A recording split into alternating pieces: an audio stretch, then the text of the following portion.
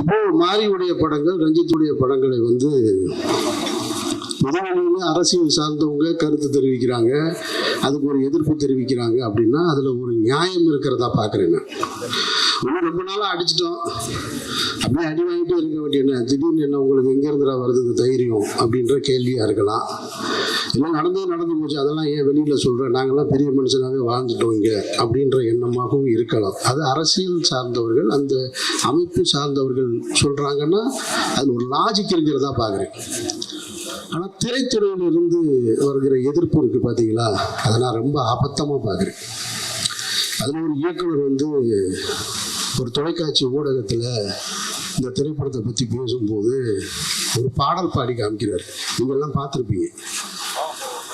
ரொம்ப கேவலமாகவும் குரூரமாகவும் bison bison bison, அது ஒரு பாய்சன், அந்த குரலே நாராசமாக இருக்குது.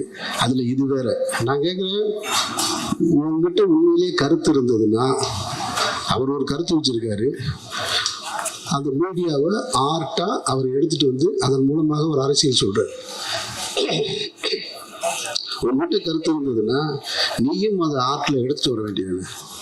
அப்படித்தானே நீ சண்டை போடணும். அதை விட்டு இப்போ ஒருத்தர் ஏன் எடுக்கிறான்ற கேள்வியை வந்து அவதூறு சொல்லக்கூடாது. அவர் சினிமாவின் மூலமாக ஒரு அரசியலை சொல்கிறாருன்னா நீ சினிமாவின் மூலமாக பதில் சொல்லு. அதுக்கு உங்ககிட்ட திறனி இல்லை, அதுக்கு உங்ககிட்ட வழி இல்லை, அந்த ஆட்பாமை உன்னால் பயன்படுத்த முடியலைன்னா அவதூறு சொல்லாத, கேவலப்படுத்தாத, குறை சொல்லாத. அதை தான் நான் சொல்லணும்னு நினைக்கிறேன்.